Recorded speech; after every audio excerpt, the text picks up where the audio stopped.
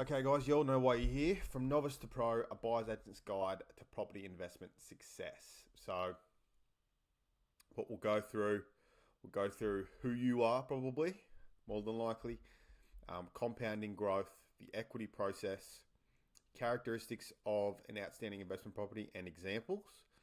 And then don't make these 7 common mistakes and your next move. Okay. So, this is probably you. So you're probably a lot like I used to be, hating your job, wanting more from life, sick of just getting by, not wanting to be working until you're ready to die. That's a big one for me. The whole saving for retirement thing never really sat well with me, as when you're 65, how are you going to enjoy the money? You're not nearly going to enjoy it as much as if you're 40, are you? There's just no way. Of course, you want to enjoy your retirement, but, I think we can get there earlier. That's the goal through property. So, yeah, you want to retire early. You want a better life for your kids, perhaps, and or you want a Lamborghini or a yacht. So, I want all of these things. And you probably do too. But depending on your goals, will really kind of differ, I guess, your aggressiveness. But it's all the same. All property investors use the same concepts to gather success. And we'll go through those today. Okay. So the most important investment factor by far, this is what allows you to build equity and buy again, is compounding capital growth. Please note that down. Compounding capital growth. Not just capital growth, compounding. So this goes to also investors with compounding interest. So investors in stocks, shares, etc. They all understand the concept of compounding interest. But in the property world, it's compounding growth. The power of it is quite crazy, really. People don't really know, I guess, the power of it. They know what it is, but they don't know the power of it. Okay, so successful property investors buy blue chip properties that have high capital growth that is compounding annually. Blue chip properties. So these properties are just going to be suburban properties, or not necessarily suburban, but family-friendly pockets sitting on a good block, good sized block, a house, always a house. Not always, but 95% of the time, a house is going to perform better. So you're much better off going for a house until you really understand property investing to a deeper level. So yeah, just blue chip, family-friendly neighborhood properties that are 5, 6, 700K. These are the type of properties that have high capital growth, good rental returns, low vacancy rates, and they have strong structural integrity as well. So they're not going to fall over in 5, 10 years time, because then it's no good to us, is it? So it's got to be in good condition as well. Yeah, so I touched on that. The richest investors in history understand this concept very well, and they use it to their advantage. So capital growth, compounding capital growth, is how you get rich in property, not cash flow. Because depending on what the interest rates are doing will depend on your cash flow. So 2 years ago, a property with a 5% yield, 5% rental yield, would have been paying you $200 a week in rental income into your pocket. Cover the mortgage and then pay you $200 or $150 or whatever it is. Now they're probably neutral, or they're slightly negatively geared. So you've got to pay a little amount, $100, $200 a week to cover it. But just depending on what the market and the interest rates are doing will depend on what the rental income is. So does that make sense? So the idea of having this cash flow doesn't really make sense to me. We'll later on down the line, when we've got 5, 6 compounding growth properties, that's when we can look to buy for cash flow. Maybe we look to buy an apartment block or something that's really going to pay you cash flow all the time. Or we buy commercial property, or we buy high cash flow properties. We'll look at that down the line. Right now, we need to get 4, 5, 6 under our belt that is going to provide with great compounding growth that will allow us to build equity very, very fast. Yeah, so capital growth, guys, capital growth, please write that down, is how you get rich in property, not cash flow. Very common misconception. So there is no up and coming suburb. That's bullshit. Excuse my language. When you see these people, it's a gimmick. People say, oh, the next best suburb, blah, blah, blah. It's a gimmick to get you to click on their stuff. If they're real investors, they understand that it's blue chip properties that are close to a capital city or a strong economical hub, country hub, that are going to provide the capital growth. They know that. It's clickbait. If you're going to, I did a video on this recently. Brisbane is hosting the Olympics in 8 years' time or whatever it is. People are like, oh, should I buy in Brisbane? Should I buy in Brisbane? These short-term events are not going to affect it long-term.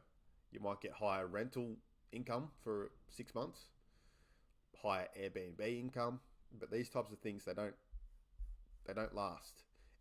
You shouldn't be thinking like that. It's long-term, long term. Property is a long game. So capital cities are always going to be capital cities. That's why we buy there. Okay. So look down the bottom here at the power of compounding capital growth. So this property, say we buy it this year for 500k, and it's got 10% compounding growth, which is what, in my buyer's agency, when we're buying an investment property, this is what we aim for, 10% compounding growth. But you'd be happy as just a regular Joe with 8% and above, for sure. That's very, very good. But, they're paying us to do a job. We're going to find a 10% compounding growth property for them. So, after 2 years' time, so let's go after 1 year, so it would be 10% of that, would be 550k. And then after another year, 10% of that would be 55k. So now in 2026, it's now worth 605k. And then in 2034, so 10 years from the year that we've purchased it, it's now worth 1.3 million. And then another 5 years from that, it's now worth 2.1 million. So there's your retirement plan right there. And that's just one property. We could have bought multiple times in this 15-year process. So that's the power of compounding growth. Look at that, 2.1 million from one property. As long as you're picking correctly and you're picking for growth, not for goddamn cash flow. Sorry, I get passionate about this. Okay. The equity process. We'll touch on this just quickly. I'm sure a lot of you probably understand it. But I wanted to show you just touch on it and just show you how the compounding growth that we're looking for allows you to purchase again. So the successful property investors then use the capital growth in the price to pull out the money and purchase again. So banks will allow you to pull out 80% of the equity in that property as a deposit for another property. So as it's growing in price from the compounding capital growth that we're purchasing for, we can then pull that money out, that excess money, and then buy again and again and again. And this process is just repeated and repeated and repeated, and it's exponential. Okay. It's capital growth, again, that allows you to do this, not cash flow. So here's an example. The cost of this property is 500k. We put a 50k deposit down, so our loan amount is 450k. We buy that this year in 2024. The minimum growth is 10%, and the minimum yield is 5%, is what we should be aiming for. Depending on what the interest rates are doing, that could be paying us money per week, or that we could be putting money up per week. So now the value because of the compounding capital growth that we're purchasing for, the value is now 605k. That's 10% growth after 2 years. The loan amount still 450, or perhaps it's a little bit less. Maybe it's 420, something like that. The equity we've built, this is on the safe side, is 155k. So now we can pull out 80% of that. The banks will allow us to do that as 124k to put down as a deposit. So we use 100k of that for 10% deposit for the cost of a property of 500k with a loan amount of 400k. And then we make sure that has a minimum of 10% compounding growth again. And then you can see how this can just keep going and going and going. And we could have 20 properties in, 15 years. So, and then you're retired and you're set for life. So this is the power of compounding growth and the equity process. So the characteristics of an outstanding investment property, which I kind of touched on briefly, is blue chip properties, guys. Blue chip properties. So just standard, a property that you drive past and you wouldn't even think twice about, is an outstanding investment property if it has all these characteristics. So a house must be a house. Just buy a house. They're a lot safer, and they have a lot better growth, which is going to allow us to purchase again. So house on a good sized block, family friendly street, aka great pocket. It's like a real estate term. So it just means, where perhaps the family or the kids can kick a ball in the street. It's quietish. It's close to shops. It's close to maybe public transport. It's close to a couple of schools. Not too close though, but close. So just think of like a family-friendly kind of neighborhood. It has 8% compounding growth or more.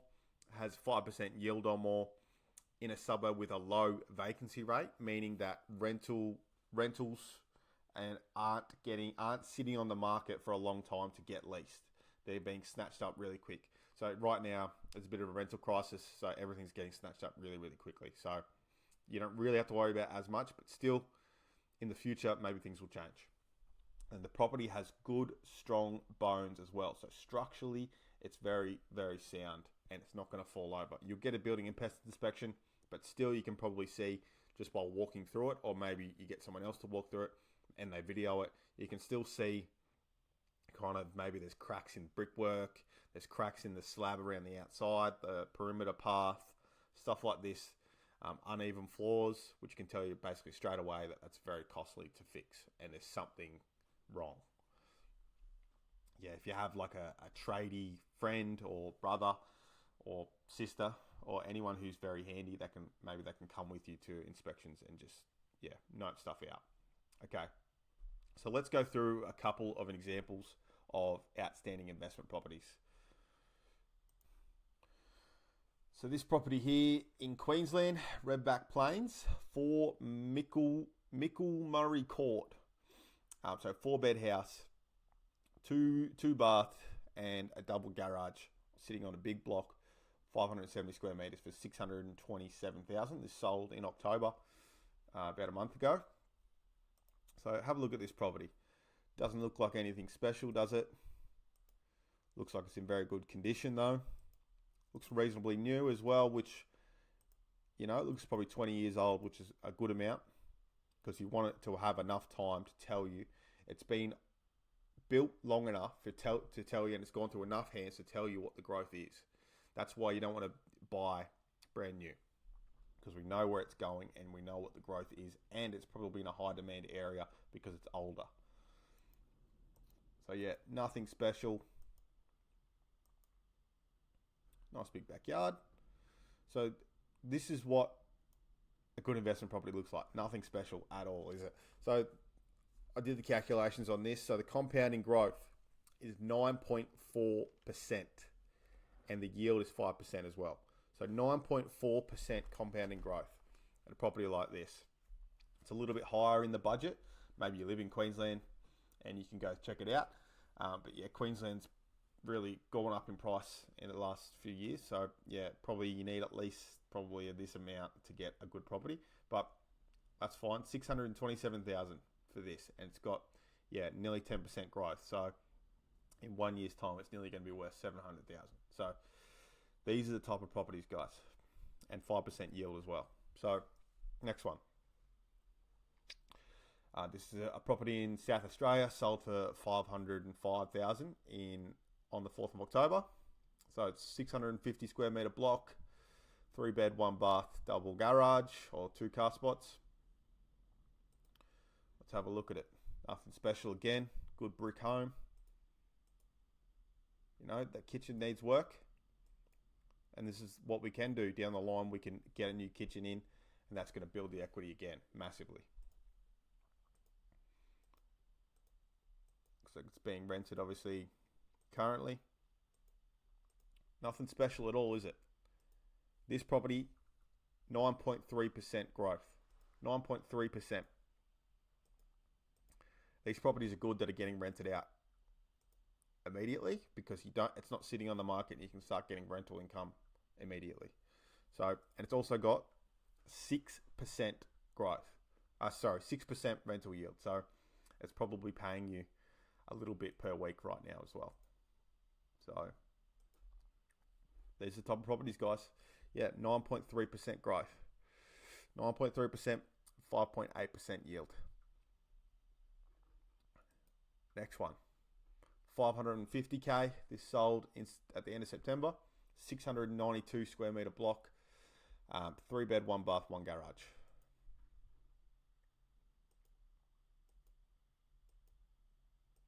Bit of an older kitchen again.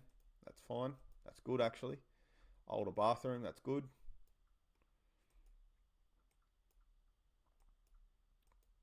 Nothing special at all. 10.7% growth. 10.7 and a 5.3% yield. So 10.7, that's astronomical. So WA is a really good spot to buy right now. 10.7% growth, but I just want to get these into your head. This didn't take me long to find these that had sold recently. These are the type of properties you need to be buying. They're lower in price, big blocks, good bones, at least 3 beds, good yields, and exceptional growth in good kind of family friendly neighborhoods. So these are the type of properties, guys, that you want to be looking to purchase.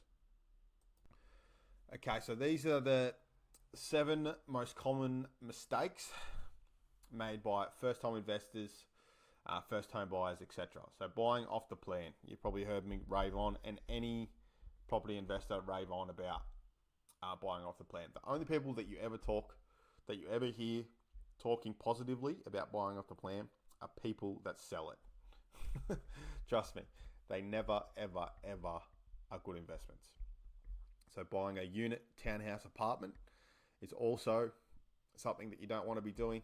They can be good investments, but it just takes a lot longer to find one, and it's just not worth it. You're better off purchasing a house. Trust me. Just trust me, please. So buying for cash flow, as I've already ripped into. Thinking about cash flow, once you have a few properties under your belt that have great compounding growth. Well, think about cash flow. Down the line, compounding growth is what we want to purchase for. So waiting to buy because, insert BS excuse, waiting to buy for the market to settle, interest rates to come down, blah, blah, blah.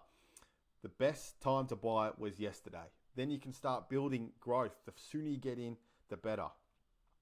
You need to buy now, as soon as possible. Thinking too much about the suburb and not the individual asset. So if a property has 10% growth, who cares if it's in Timbuktu? It doesn't matter where it is. The up and coming suburb is just not true. It's BS. So buying a renovation job. Look, I get behind renovation jobs if you're a tradie, for sure. You saw in those couple of properties we had to look at, they probably need a kitchen reno down the line. Doesn't need it now to get rented. Down the line, or a bathroom reno. Something small like that is fine. But if you need to extend it, it needs paint everywhere, and it's not in rentable condition immediately, don't buy it. Unless you're a tradie, of course, because tradies have a huge advantage where they can do it themselves and build a lot of equity very fast. Buying without doing the proper due diligence and assessing all characteristics that we spoke about.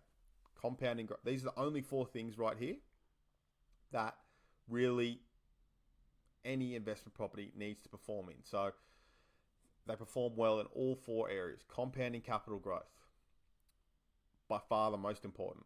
Rental yield, low vacancy rate in that area, and structural integrity. If you have a property that has all 4 of those things and performs well in all those areas, you are going to be very, very successful in property.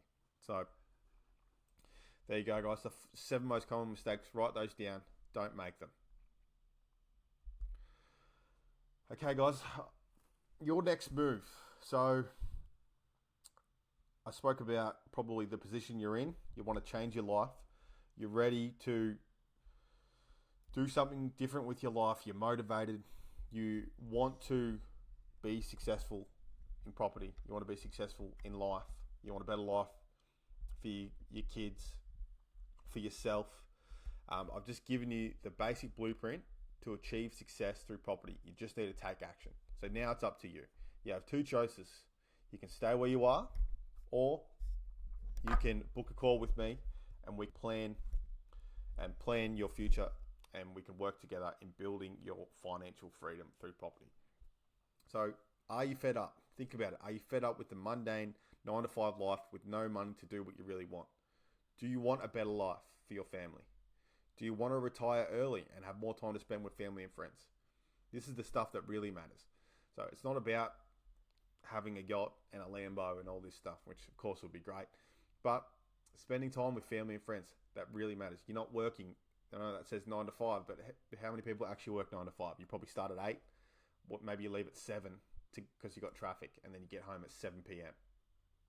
Like that. What kind of life is that? You want to do that for 40 years, 50 years until you retire? Is that what you want? It's up to you guys. So I want to present an opportunity with you to book a call with me and to have a chat. Whether you have $0 or 100,000, it doesn't matter. Book a call with me and we'll put a plan together into getting you into your first property or your second or your third, and we'll really put a plan to get you all of those things that I spoke about and to really set yourself up.